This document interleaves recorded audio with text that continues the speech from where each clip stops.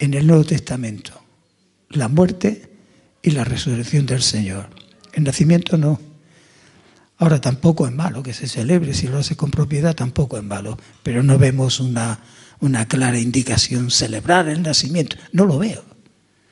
Pero sí veo que la orden es que la muerte hay que celebrarla porque ahí se fraguó nuestra salvación. Y ahí venció al diablo el Señor. Esa es la victoria. Y luego la resurrección, que si confesares con tu corazón que el Señor es el Señor y que Dios le levantó de los muertos, será salvo. Esto es lo que tenemos que confesar, lo que tenemos. Pero esto es una oportunidad para darle un repaso lo más rápido posible a lo que significa esto. Tenemos que entender algo que nos cuesta difícil entender, y es ¿por qué Dios demanda sacrificios? Si eres sincero, no se entiende bien,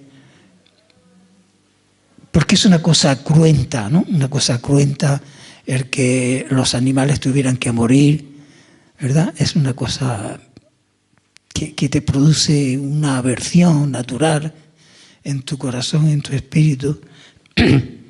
Pero el Señor demandaba sacrificios.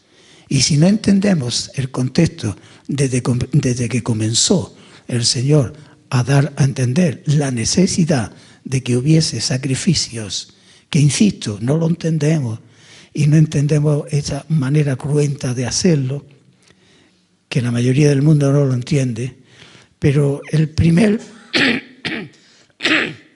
sacrificio lo vemos en Génesis capítulo 3, versículo 21. Va a ser un repaso rápido hasta llegar a la celebración de lo que vamos a hacer. Génesis 3:21 dice: y Yahvé Dios hizo al hombre y a su mujer túnicas de pieles y los vistió. Estaréis de acuerdo conmigo que para hacer túnicas de pieles hay que matar al animal. Pero esto entraña un componente espiritual para quien pueda entenderlo. Porque la inmensa mayoría, si no tiene luz, aunque tenga mucha cultura, no lo va a entender. Y Dios mató ya en el Génesis, nada más comenzar en el Edén, nada más entrar el pecado en el Edén, Él quitó las hojas de higuera, que son la justificación humana, que lo podemos ver en cada persona, y los vistió. Hubo un sacrificio, alguien tuvo que morir. Y murió un animal. ¿Qué había hecho el animal para eso, para tener que matarlo? El animal era inocente. Y entonces este hilo lo podemos ver rápidamente después en los sacrificios de Caín y Abel. Génesis 4, versículos 4 y 5 dice: aconteció andando el tiempo que Caín trajo del fruto de la tierra. Nota, Caín trajo, para agradar a Dios, del fruto de la tierra una ofrenda a Yahvé. Y Abel trajo también, ojo aquí, de los primogénitos de sus ovejas. Pero evidentemente cuando trajo de los primogénitos de sus ovejas, los trajo para matarlos y ofrecérselos al Señor. Pero Caín no mató nada. Caín traía del fruto de la tierra, de la fruta y los frutos de la tierra. No tenía conciencia de que había un Dios airado contra el pecado que demandaba sacrificio. Es profundo lo que estoy diciendo y espero que lo entendáis. ¿Lo estáis comprendiendo? ¿Lo estáis comprendiendo? Vale. Los primogénitos de sus ovejas trajo Abel de lo más gordo de ellas. Y miró Yahvé con agrado a Abel y a sus ofrendas, pero no miró con agrado a Caín y a la ofrenda suya. Y se ensañó Caín en gran manera y decayó su semblante. Acabó disgustado. El religioso se disgusta, porque aquí había una religiosidad y no estaba conforme. Vamos rápidamente en progresión, obviando muchísimo material que hay de este tema, hasta llegar a la cena del Señor, y dice que en el sacrificio de Noé tenemos también.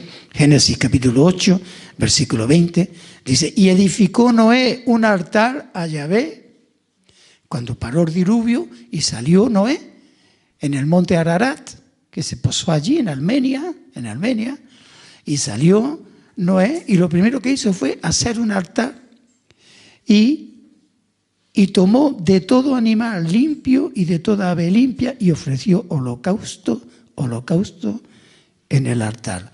Holocausto es una ofrenda de un sacrificio de alguien que tiene que morir. En este caso, lo que vamos viendo es que eran los animales los que tenían que morir. Si no se entiende de un Dios santo que demande esto, que no nos gusta y que no lo entendemos y que lo vemos muy sangriento, ¿por qué Dios está pidiendo esto? ¿Por qué va pidiendo esto? ¿Y por qué nos va enseñando que hay una ofrenda y que hay que matar a alguien para que no mueran las personas? Luego vemos el sacrificio de Isaac. Y dijo el Señor a Abraham: toma ahora tu hijo, tu único Isaac, a quien amas, y vete a la tierra de Moria y ofrécelo allí en holocausto sobre uno de los montes que yo te diré. Tenemos un estudio, hice un estudio del monte Moria, el conflicto del monte Moria en Jerusalén, donde está ahora la cúpula de la roca árabe, y ahí fue donde hizo el sacrificio Abraham, y hay un conflicto espiritual terrible, que es el conflicto de Oriente Medio, que es el conflicto de los siglos, y es el conflicto del universo centrado en Jerusalén. Ahí se está cosiendo la batalla de los siglos espiritual. Y entonces todos sabemos la historia, como Abraham en obediencia agarra a su hijo, lo monta en la borriquita, coge la leña y va para matarlo.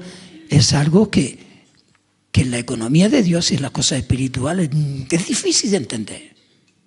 ¿Amén? Es difícil, ¿o no? Porque tú no puedes ver esta historia diciendo, qué bien, pues claro que era así. No, no debía de ser así. Y Dios, sin embargo, está demandando esto. Y cuando llega el momento de matarlo, ya sabéis lo que pasó, que un ángel le detuvo el brazo y apareció un carnero trabado en un zarzal. E Isaac no murió y Abraham cogió el carnero y lo sacrificó. El respiro que tendría Abraham ahí sería tremendo. ¿Qué quería decir Dios con estas cosas tan tremendas, tan tremendas? Porque fíjate que le dice a Abraham, tu único hijo, había uno nada más, tu único hijo a quien amas, tráelo. Sin embargo, a aquel que no permitió que Abraham hendiera el cuchillo en el corazón de Isaac, sí permitió que su único hijo, a quien él ama, viniera a morir aquí. Si no se entiende, pues no tendrás una valoración ni un agradecimiento como se debe tener. Hay que entender, es importante entender. Por eso está aquí los ministerios, el Señor me tiene como ministro, para hacer entender las cosas que si no se explican correctamente no se pueden entender por el Espíritu Santo. Luego vamos viendo en progresión, obviando mucho material, por supuesto, por cuestión del tiempo, la sangre en los dinteles. ¿Recordáis la sangre en los dinteles? Los que lleváis tiempo en el Señor sabéis más o menos. Los que no lleváis tiempo en el Señor debéis de saber que en la institución de la Pascua, que fue cuando Dios le ordenó a Moisés que mataran un cordero por las familias en una noche, era de noche, y tenían que asarlo y comerlo apresuradamente, y la sangre del lebrillo con un hisopo tenían que darle a los dinteles de las casas para que cuando los juicios contra los mundanos egipcios orgullosos pasara el ángel exterminador, viese la sangre en los dinteles de las puertas y pasara y no murieran los primogénitos ahí. Un cuadro potentísimo de que ahora nosotros, con la sangre del Cordero, se ve claramente cuando tiene luz, si no, no lo ve. Ya estaba prefigurado en el Antiguo Testamento lo que vamos a celebrar ahora, que Cristo como Cordero murió para que ahora, con la sangre que nos justifica, vertida por Él, en los dinteles, es decir, en nuestra alma, estamos justificados por la fe para que el juicio de Dios no caiga sobre nosotros. Ya lo prefiguró en el Antiguo Testamento de una manera tan bella, de una manera tan tremenda, lo que prueba el avar de que la Biblia es un libro sobrenatural, no es cualquier libro. Porque ni aún, probablemente Moisés, y seguro que ninguno de los israelitas sabía lo que estaban haciendo, ni lo que significaba aquello. ¿Seguro? Les quedaba obedecer por su vida, obedecer. Pero Dios estaba escribiendo tipológicamente lo que ocurriría para que nosotros seamos justificados por la sangre del Cordero. Éxodo 12:22, y tomad un manojo de hisopo y mojadlo en la sangre que estará en el lebrillo y untad el dintel y los 2 postes con la sangre que estará en el lebrillo, y ninguno de vosotros salga de las puertas de su casa hasta la mañana, porque Yahvé pasará hiriendo a los egipcios, y cuando vea la sangre en el dintel y en los 2 postes, pasará Yahvé aquella puerta y no dejará entrar al heridor en vuestras casas para herir. Nosotros somos el cumplimiento de este tipo, de esta historia que fue real, pero que estaba prefigurando la justificación a los que miles de años después estuviésemos cubiertos con la sangre de Jesucristo. La sangre de Jesucristo nos limpia de todo pecado, nos perdona en la cruz. He ahí el Cordero de Dios, dijo Juan el Bautista, que quita el pecado del mundo. Y cuando no teníamos luz, no teníamos ni idea, ¿sí?, de estas cosas. Y lo escuchábamos en la escuela y no teníamos ni idea de nada. Y nos lo explicaba el cura y no teníamos ni idea de nada. Y ahora ya sí. Por la gracia de Dios. Y no es cuestión de cultura, ¿eh? Personas con máster, personas con muchos estudios, no se enteran. Y lo que es peor, no se apropian. Porque hay una ecuación importante. Si no me entero, no reclamo, no me apropio, porque no me entero. Y si no me entero, el que no se entera le da igual 3 que 80. Por eso es importante prestar atención. Cuando yo estaba recién convertido y llegué a la iglesia en Torremolinos, yo lo he dicho muchas veces, perdonadme que lo repita, me sentaba en los 3 primeros centímetros de los bancos de madera, que los conocéis en Torremolinos, en los 3 primeros centímetros. De verdad, literalmente. Yo era todo oído, para mí, quiero. Y ese interés me edificaba. Yo no sabía que iba a ser ministro, iba a ser pastor, yo no lo sabía. Yo lo que sabía es que yo quería todo para mí, todo para mí.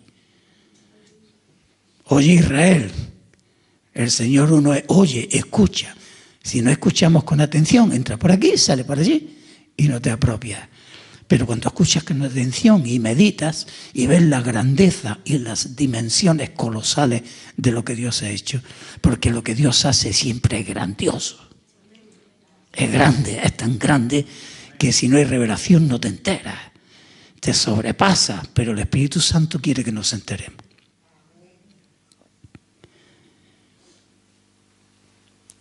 Seguimos para adelante después de ver estos gestos del Señor y vemos los sacrificios en Israel. Hemos visto unos sacrificios puntuales, Abraham, el paraíso, Adán y Eva cubiertos, Pero cuando ya llegas a la organización del Estado de la nación de Israel, que sale al desierto, después de ser librados por los dinteles de la sangre del cordero que tenían que comer, y salen al desierto, y Dios ordena el tabernáculo, ahí vemos ya un despliegue de sacrificios tremendo, como lo vemos en Levítico capítulo 1, versículos 3 y 5, e insisto en muchísimas más partes de la Escritura, pero vemos en Levítico 1, 3, versículo 5, si su ofrenda, dice, si su ofrenda fuere holocausto, ¿de quién? Del pecador, del israelita. Si su ofrenda fuere holocausto vacuno, macho sin defecto lo ofrecerá. De su voluntad lo ofrecerá a la puerta del tabernáculo de reunión delante de Yahvé. Y el israelita que venía, como estamos diciendo en el contexto, con el animal, y pondrá su mano sobre la cabeza del holocausto de la víctima y será aceptado. ¿Para qué? ¿Para qué? Para expiación suya. ¿De quién?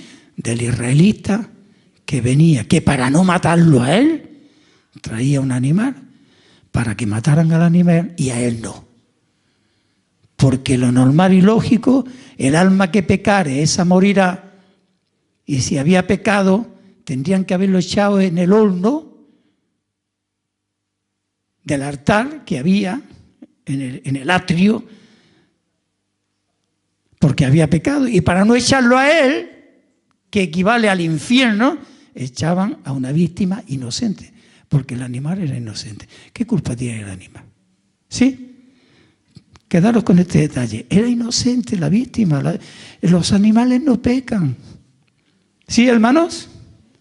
Son inocentes. Entonces iban muriendo los inocentes, muchos inocentes animales. Evidentemente no eran personas, no lo eran, pero eran víctimas propiciatorias que libraban al pecador, y en vez de morir el pecador, moría el animal. En un anticipo, en el tiempo y en el espacio, apuntando a cuenta de cuando viniera el Cordero, como dijo Juan, que quitaba el pecado del mundo. ¿Lo estoy explicando claro? Y si tú me dices, eso ya lo sé yo, pues todavía lo tienes que saber mejor. Y si me dices, yo no lo sabía, pues apréndelo en esta mañana. Entonces degollará el becerro en la presencia de Yahvé, y los sacerdotes, hijos de Aarón, ofrecerán la sangre y la rociarán alrededor, ¿dónde? Sobre el altar, el cual está en la puerta del tabernáculo de reunión. El tabernáculo era una maqueta que Dios había diseñado para que se pudiese ir comprendiendo el problemón que había en el cielo. Ese es el tabernáculo. Una maqueta ilustrativa del gran problema que había en el cielo. Por eso cuando Cristo viene y muere, ¿qué pasa? Que el velo del templo, ¿qué pasa? Se rasgó, dando a entender el Espíritu Santo que ya había entrada, y es cuando la Biblia nos dice a los creyentes, nos dice, acerquémonos al trono de la gracia para obtener el oportuno socorro.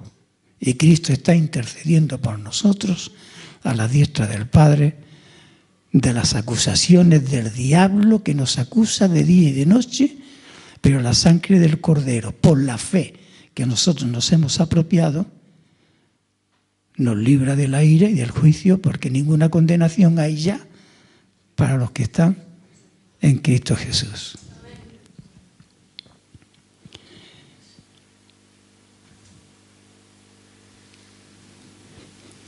Entonces toda la trayectoria, hay algunas personas que dicen, yo ya con el Nuevo Testamento, yo ya no, yo estoy ya en el Nuevo Testamento, el Antiguo Testamento no no me vale. Hay otros que dicen, no, yo el Nuevo Testamento no, yo estoy en el Antiguo Testamento. Y ahí a la carta, desvío a la carta ahí, la carta de desvío es grande, ¿sabes?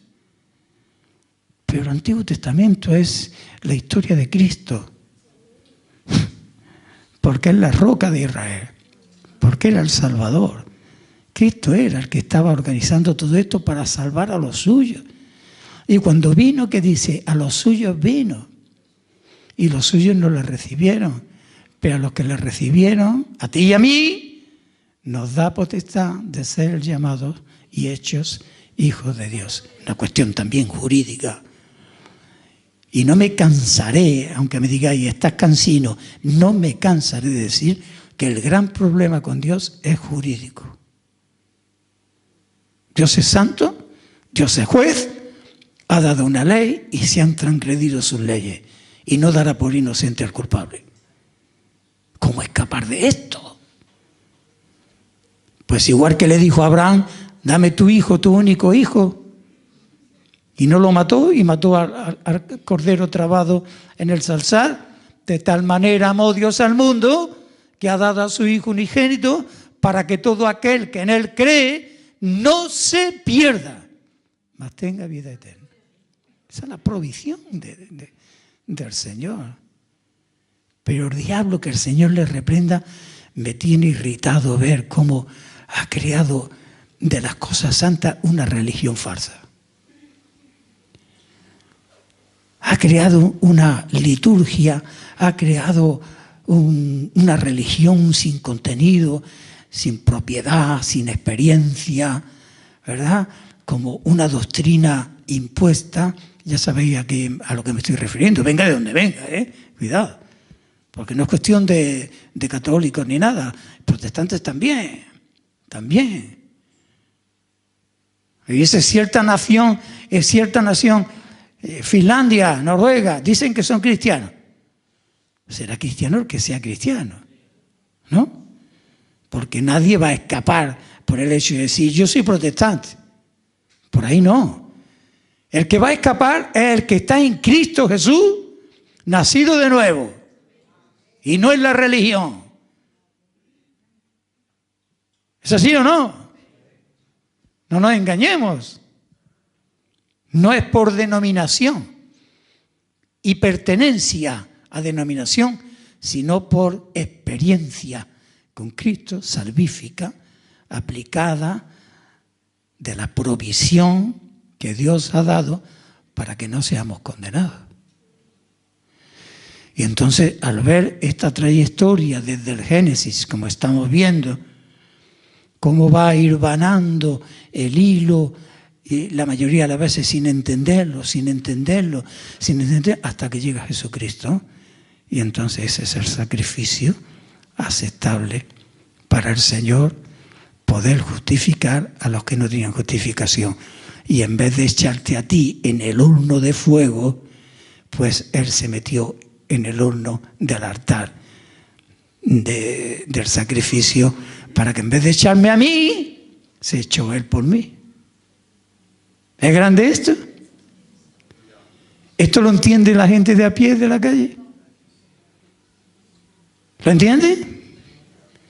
Yo tengo muchísima experiencia en testificar, de verdad, mucha, a través de los años. Me he encontrado con personas de todo tipo de posiciones religiosas, de todo tipo de grados de inteligencia, grados de algunos muy inteligentes, pero yo me he quedado asombrado al hablar con personas que en un momento dado podrían ser más inteligentes que yo, pero están perdidos. Yo realmente digo, hay algunos seculares que no son cristianos que son una potencia intelectual, matemáticos, científicos, filósofos, son muy inteligentes, pero no les llega ni un rayito de luz de las verdades espirituales más elementales que posiblemente los niños de la escuela dominical saben más que ellos. Te alabo, Padre, porque escondiste estas cosas de los sabios y entendidos y los revelaste a los niños en la escuela dominical. Y a nosotros también, que nos tiene el Señor como niños. Y él vuelve locos a los sabios en la astucia de ellos. Y pasan de Dios, y pasan de Biblia, y creen que son buenos, y tienen las tinieblas más grandes que se pueda tener, la tiene casi todo el mundo. Y la religión más antigua del mundo es la justificación. Yo, y después yo, porque yo. Esa es la religión más antigua del mundo. Pero pocos vienen diciendo, hijo de David, ten misericordia de mí, sálvame, Señor. Muy poco. Confían más en otros salvadores, ¿sí? Programas políticos, confían en que el gobierno va y confían en la ciencia, confían en cualquier cosa, pero no confían en el Señor, la roca de los siglos, y el que nos ha dado el aliento de vida. Así es que este hilo conductor desde el Antiguo Testamento es maravilloso para ver que llega la culminación del Señor Jesucristo, muere en la cruz y te justifica, y justifica todo aquel que por la fe es la mano que pone lo que Dios ofrece y te apropia. Y ya no hay ninguna condenación para los que están en Cristo Jesús. Lo que nos hemos quitado de encima. Nos hemos quitado de encima nada más y nada menos que la condenación eterna. Tener que comparecer un día en el juicio del trono blanco de Dios con Cristo o sin Cristo. ¿Tú qué te parece? Esto es bastante fuerte. Es verdad, no me negarás que la gente hace preparaciones para las vacaciones, preparaciones a hacer la maleta, comprar el billete, viajes al Corte Inglés, y esto y lo otro, y vamos ahí, iremos, y de hecho van y vuelven ahí, de viajes, vacaciones, no sé qué, viajes, el Caribe, Cancún, Santo Domingo, tal, Estambul, no sé cuánto y tal, y el gran viaje de la eternidad, ¿quién lo prepara? ¿Quién está preparando el viaje? ¿Quién se atreve a atravesar el valle de sombra de muerte ahí sin saber a dónde va, sin billetes, sin haber hecho las maletas, sin haber previsto nada? ¡Qué terrible! Yo cuando pienso en esto me pongo nervioso. Tu familia, mi familia, mis amigos, ¿no te da pena? ¿No te da pena? Y dice, Señor, ¿qué puedo hacer ya con este? Lo pego contra la pared. Le doy un cocorrón y ves la oscuridad y ya viene la pregunta, Señor, pero si este vale más que yo, ¿por qué está perdido? Y yo soy salvo. Ah, no me elegisteis a mí, sino yo a vosotros. Y también el Señor elige a algunos y no quieren ser elegidos. Nota esto, qué profundo. El Señor elige y cuando viene a elegir, la persona dice, no te quiero. ¿Sí? Y aquí viene el texto. Muchos son llamados, ¿lo ves? El Señor llama. No discrimina. El Señor llama. Muchos son llamados, pero pocos escogidos, porque no se dejan escoger por el Señor. Prefieren seguir en sus trapalillas, en sus cosas, en sus pecadillos. Y el tiempo vuela, hermano, ¿sí o no? Nada está estático, el tiempo vuela. ¿Qué es el tiempo? ¿Has visto alguna foto de 1920? ¿Has visto? ¿Has visto algunas fotos de Málaga de 1930? ¿La habéis visto o no? El tranvía. ¿Y la manera de vestir? ¡Qué cutre! ¡Qué pobreza! ¿Qué cosa? ¿Qué es el tiempo? Pero nada está estático, nada. Mira, nosotros estamos aquí ahora, pero estamos viajando a una velocidad de vértigo en el tiempo. Y dentro de poco los que están en la escuela dominical se van a casar. Que lo hemos visto. A ver, la hermana Miriam, ¿está por ahí la hermana Miriam? Que yo la he visto jugando con las muñecas.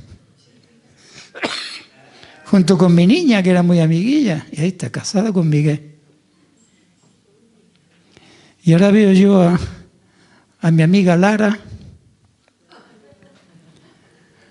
Y ya mismo está casada. O no, yo qué sé, lo que el Señor quiera.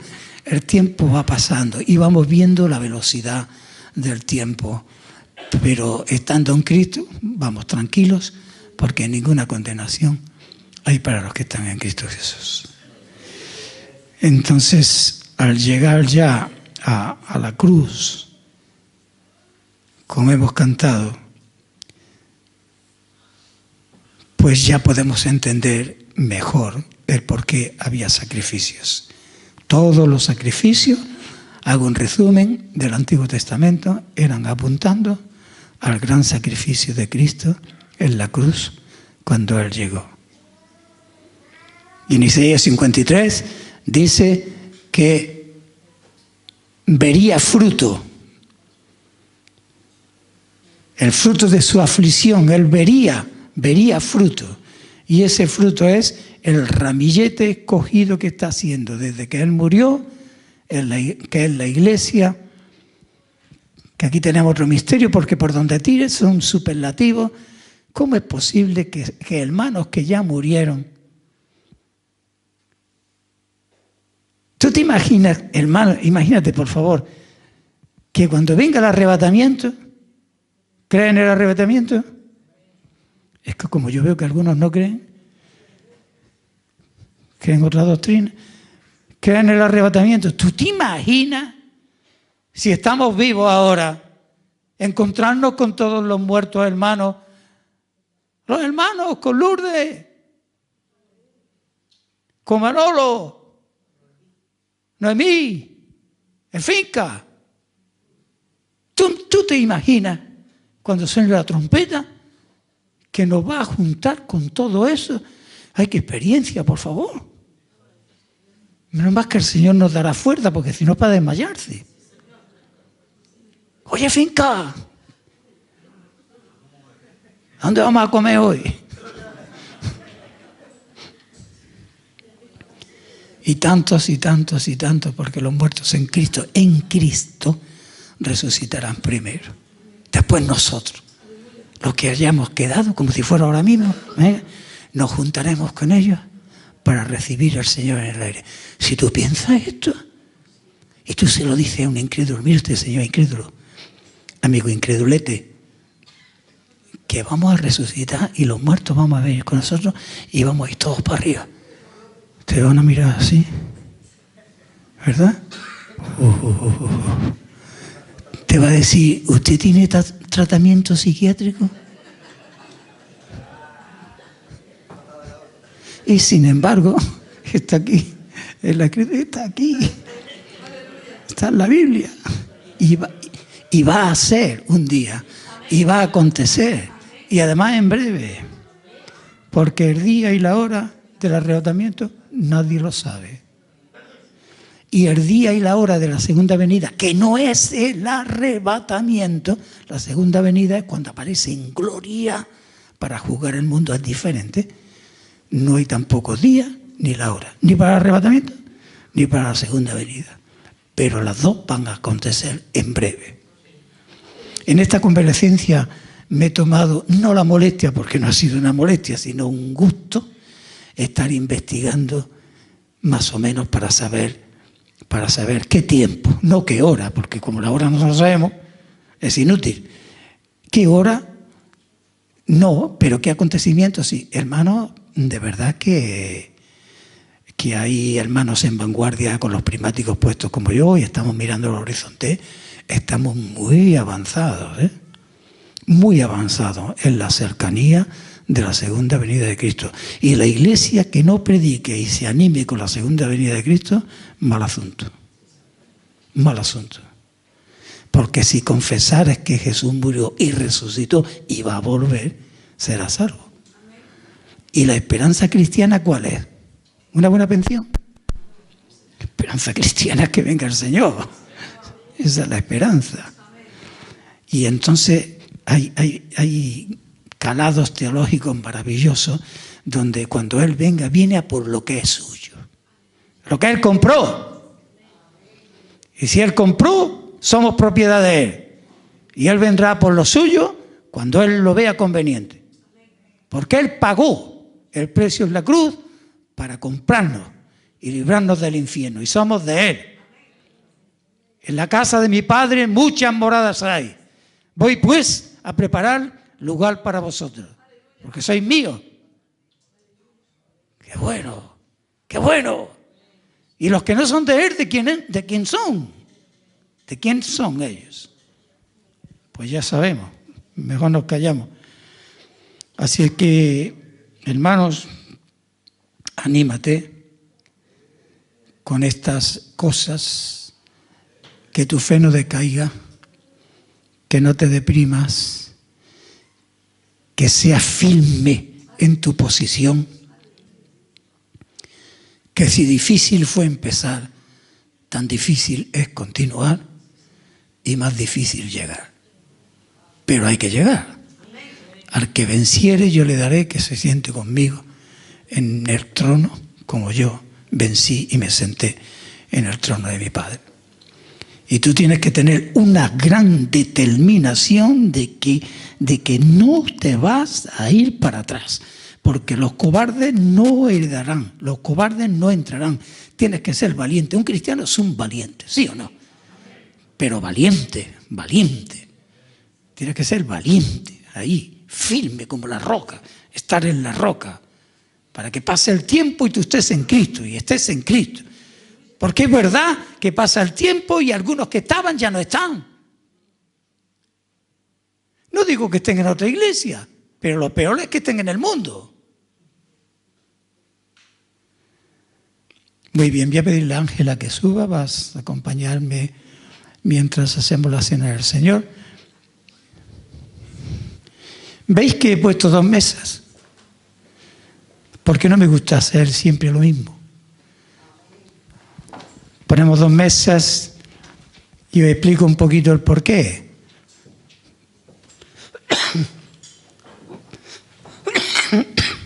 Porque Abraham hizo un pacto con Dios. Y entonces mató un holocausto, sacrificó un holocausto y puso la mitad de la carne en un lado y la mitad en otro lado, para entrar en pacto con Dios. Y entonces cuando Abraham, esto es una cosa del mundo antiguo, cuando hacían esto, ponían un holocausto, una parte de la carne allí, otra aquí, y pasaban los contratantes, llegaban los dos, y pasaban, uy, lo que era eso. Eso era un pacto de un contrato bastante serio. Si una de las partes, habiendo pasado ahí, de la costumbre de la época, de los tiempos de Abraham, no cumplía el tratado que se hubiesen comprometido al pasar por ahí, tenía que morir por traidor al pacto. Y cuando Abraham se dispuso a pasar, el Señor no le permitió pasar. Y pasó el Señor solo. En una columna de fuego pasó el Señor. ¿Sabéis por qué? Porque como entró en pacto con Abraham, las dos partes... Esto es profundo, toma nota, por favor. Las dos partes tenían que cumplir el pacto que habían hecho. Pero como el hombre es incumplidor, comenzando por Abraham, tendría que morir Abraham si no cumplía lo que el Señor había entrado en pacto con él. Y entonces entró Abraham solo para cumplir él y poderle darle a Abraham lo que Dios prometió, porque si él hubiese entrado en ese pacto con él, después no cumplió, porque no creyó que iba a tener Isaac, ¿recordáis? Y Sara tampoco, Israel tampoco, y entonces tendría que haber acabado Dios con Abraham, con los judíos, con todo. Y no les permitió entrar. Y entonces dice, porque no teniendo por otro más alto que jurar en este pacto, juró por sí mismo que daría a Israel y a Abraham lo que le había prometido. Y ahora viene la pregunta, ¿y por qué hacemos estos dos? ¿Para qué no? Porque Cristo en el nuevo pacto nos invita a ir con Él por su fidelidad. Esta es mi sangre, dice, ¿de qué?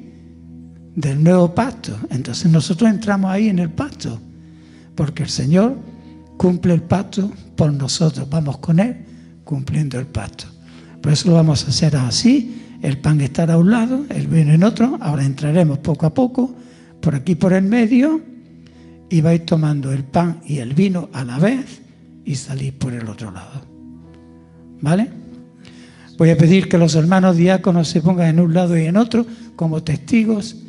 Esto es bastante serio, porque el que pase por ahí está diciendo: yo soy de Cristo y estoy en el pacto, en el nuevo pacto.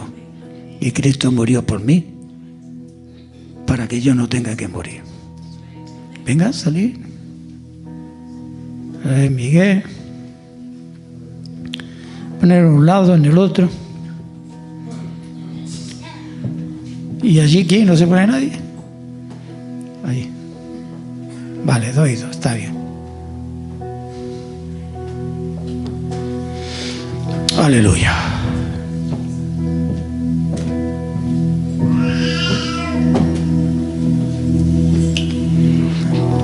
Ahora, una aclaración siempre, porque es necesario hacerla, es: ¿quién puede tomar la cena? Pues quien ha entrado en pacto con el Señor. Es bastante fácil. ¿Habéis entrado en un pacto con el Señor todos? Para que diga: esta es mi sangre del nuevo pacto. ¿Has nacido de nuevo? ¿Te has arrepentido?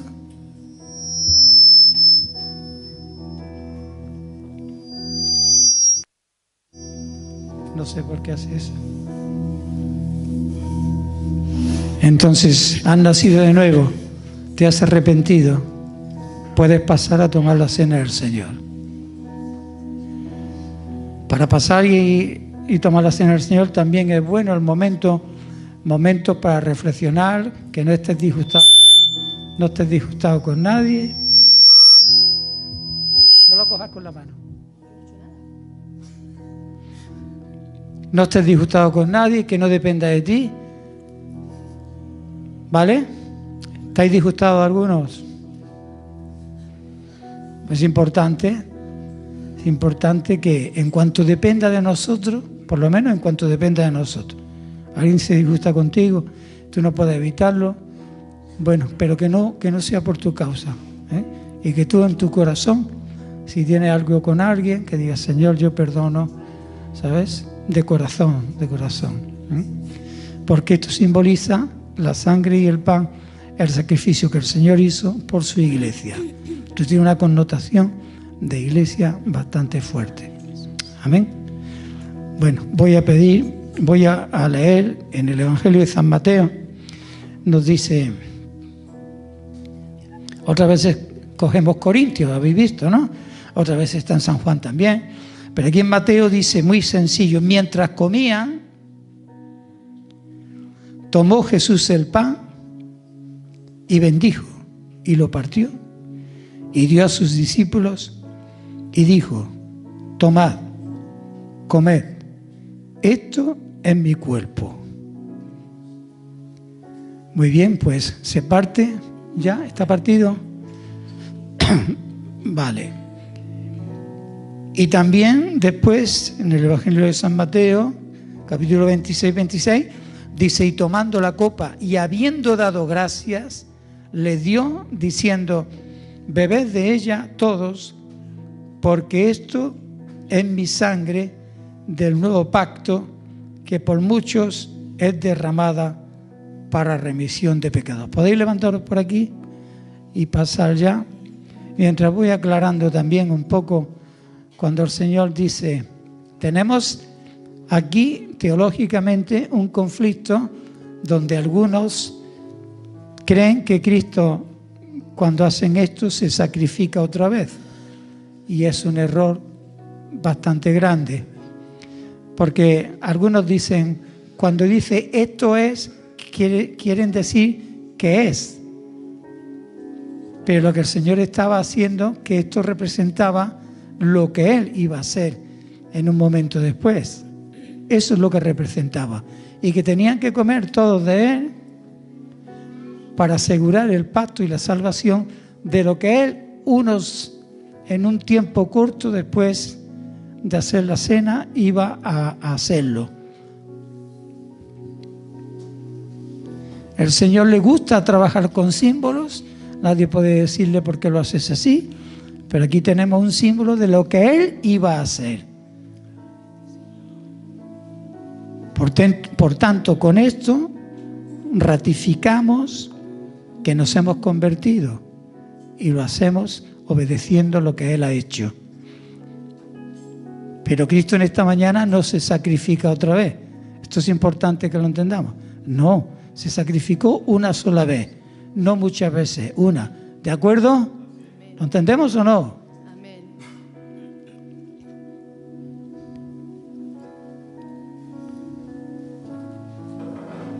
La Biblia está llena de símbolos. Es igual que el bautismo.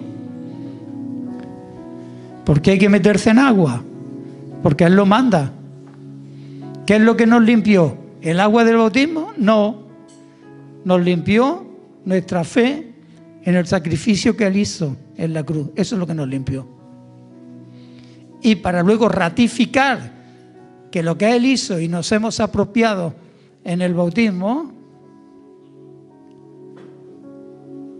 en la cruz, en la sangre, obedecemos y damos el paso del bautismo.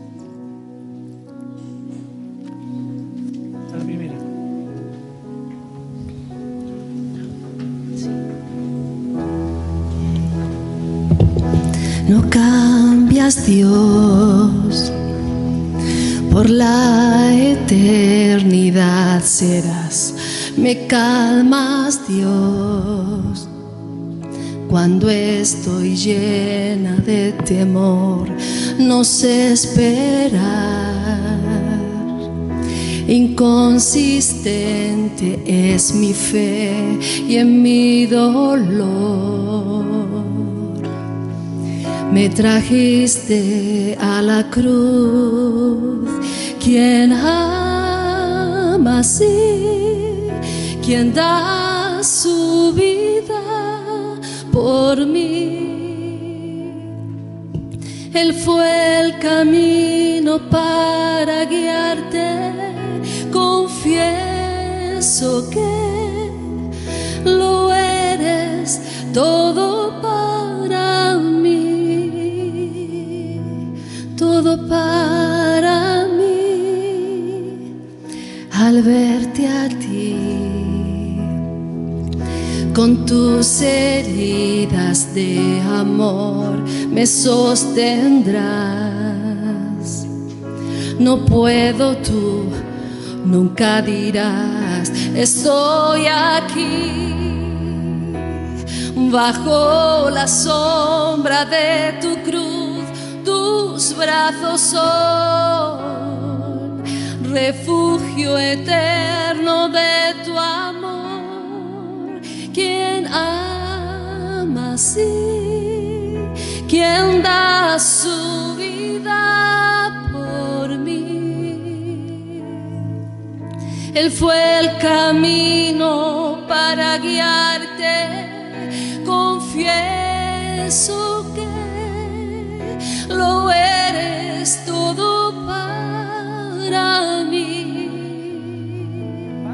todo para mí. Cristo, en tu sufrimiento, tú pensabas solo en mí. Cristo, en tu sufrimiento, tú pensabas solo en mí.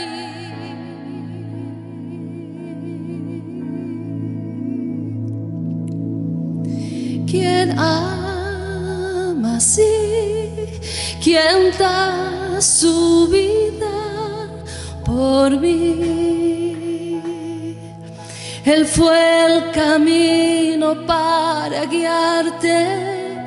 Confieso que lo eres todo para mí, todo para mí. Quien ama así, vida por mí. Él fue el camino para guiarte. Confieso que lo eres todo para mí. Lo eres todo para mí. Lo eres todo para mí. Aleluya, Señor.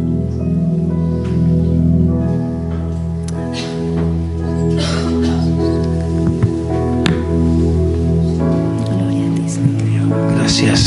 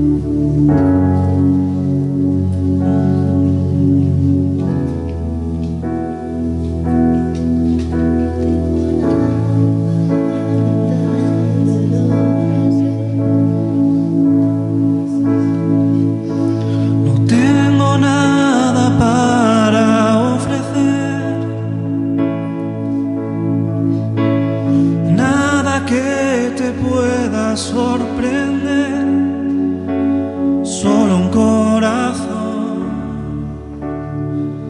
quebrantado una y otra vez.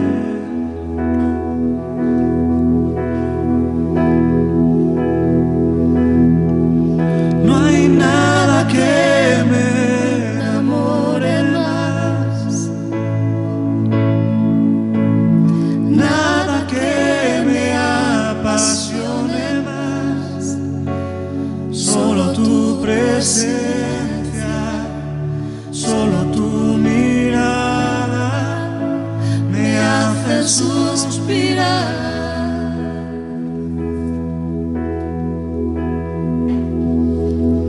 Me inclino ante ti, Rey que perdona multitud de errores. Me inclino ante ti,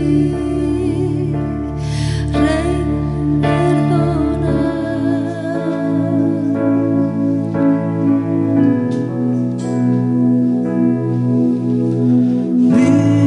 digno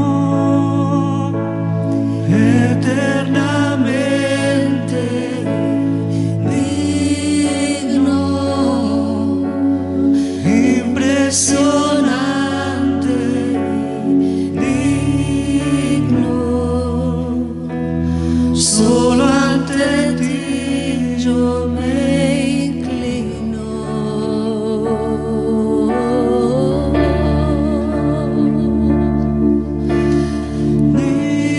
Digno eternamente, digno, impresionante, digno.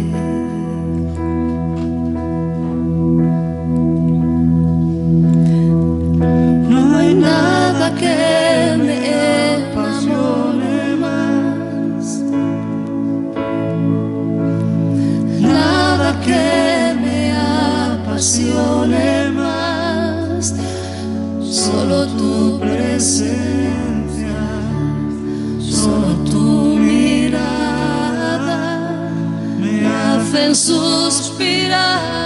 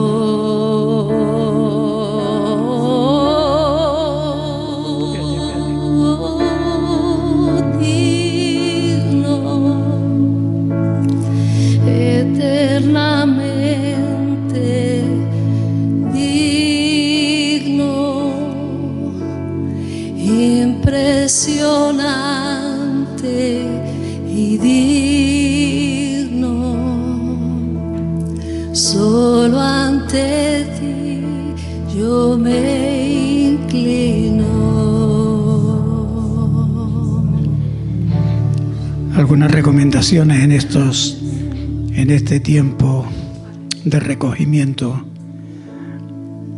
algunos consejos que te doy y me doy a mí mismo.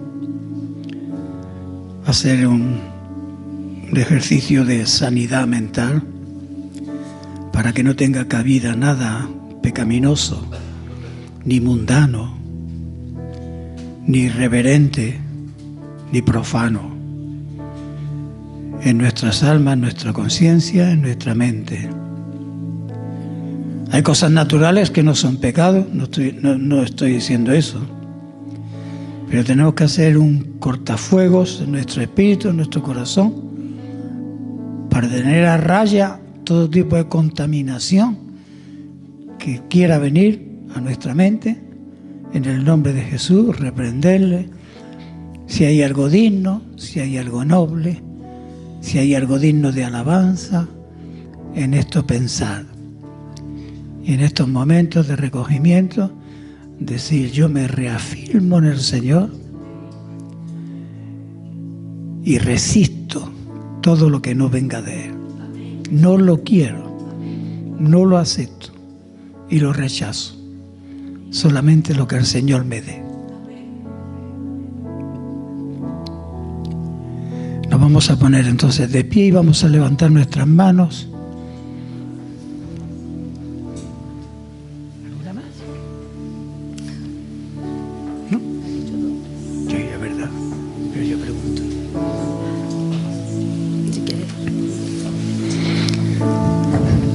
Vamos a orar porque somos creyentes todos y creemos en la asistencia del Espíritu Santo. Y en momentos así,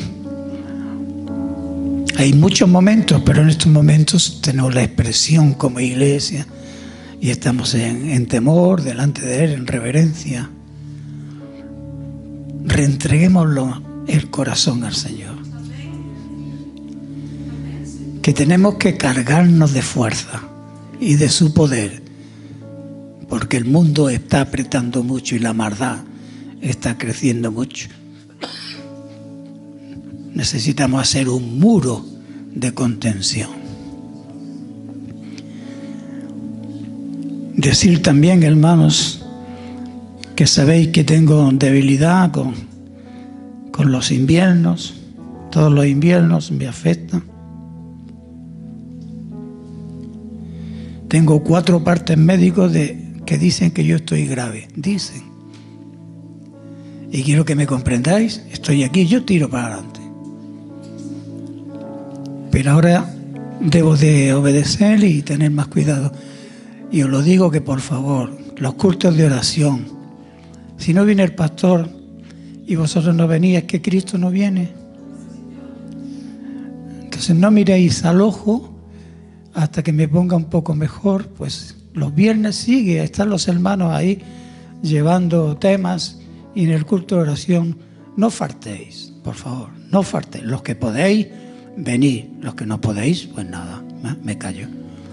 Pero hacerlo y orar por mí y por la iglesia. Esté yo o no esté yo, porque yo no soy la iglesia. La iglesia somos todos y es el Señor, el pastor y el dueño. Vamos a mirar al ojo del Cristo, no al ojo humano. Amén. Vamos a orar. Señor, te damos gracias en esta mañana porque hemos podido apropiarnos del sacrificio que tú hiciste. Hace 2000 años tú moriste en la cruz por nosotros. Que nunca sea esto una cantinela, una cancioncilla, sino un hecho tan real que yo me apropio con mis hermanos. Ratificamos el pacto que hemos hecho contigo, porque tú eres un Dios de pactos. Tú cumples tus promesas. Te entregamos una vez más y nos ratificamos en ti en esta mañana y te damos muchas gracias. Ponemos nuestros cuerpos, Señor, para que el Espíritu Santo nos sane. Creemos en tu poder, pero sabemos también que todas las cosas nos ayudan a bien a los que te amamos. Tú eres un Dios de pactos. Nos invitaste a entrar en el nuevo pacto. Gracias, Señor, en el nombre de Jesús. ¿Podemos cantar Dios de pactos? ¿O me pongo yo? Vamos a cantar Dios de pactos. ¿Parece bien?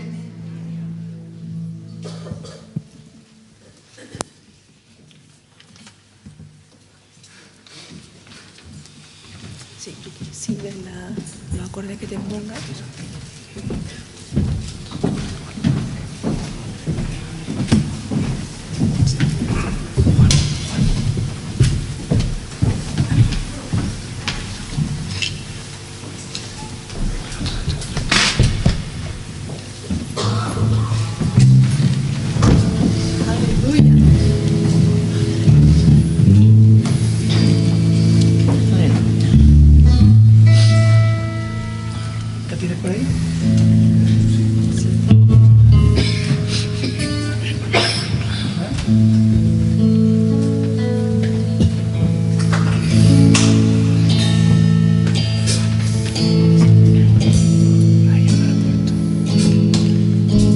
Vamos a cantar esto con propiedad.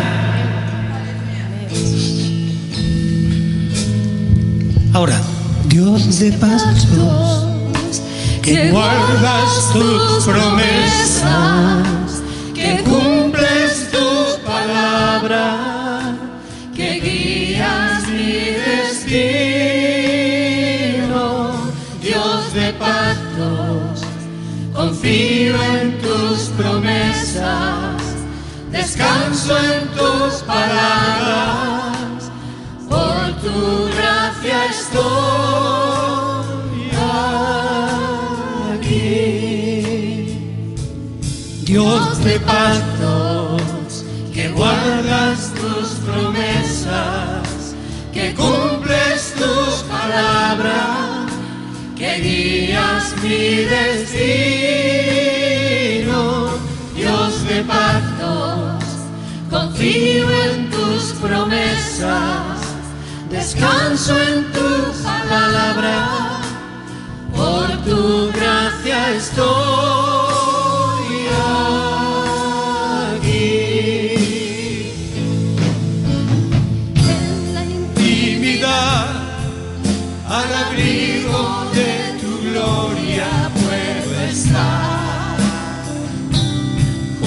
A ti, al ver tu santidad, estoy maravillado ante ti. maravillado. Y tu amor, nunca más seré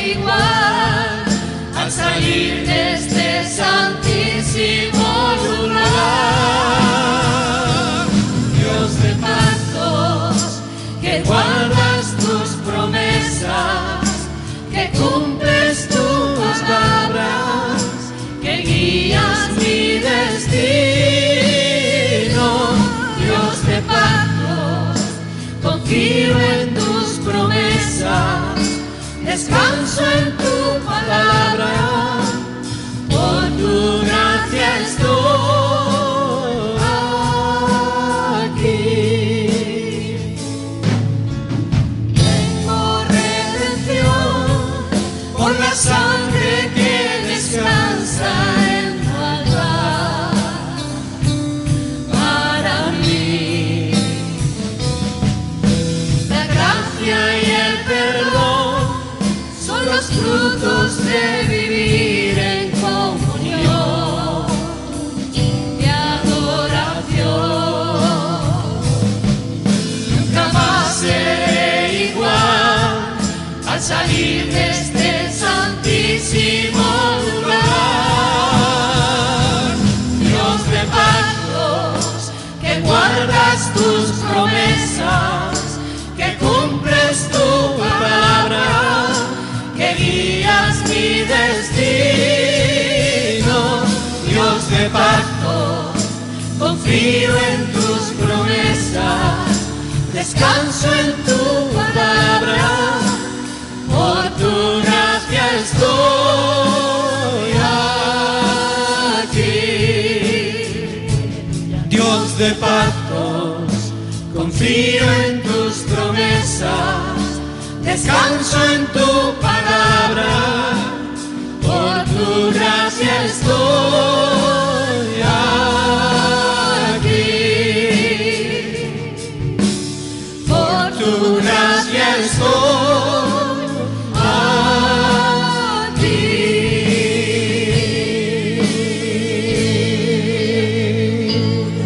Gracias, Señor. Gracias, Señor. Por tu gracia, confiésalo, por tu gracia. Gran doctrina esta, por tu gracia. Aleluya. Gloria al Señor. Bien, hermanos, ha sido un gustazo estar en la presencia del Señor, obedeciendo. Cada vez que hacemos esto, la muerte del Señor, anunciamos. Esta es la orden de celebración. Y la orden del nuevo nacimiento de alguien que se convierta, esa es la buena Navidad, ¿verdad? Que Dios bendiga.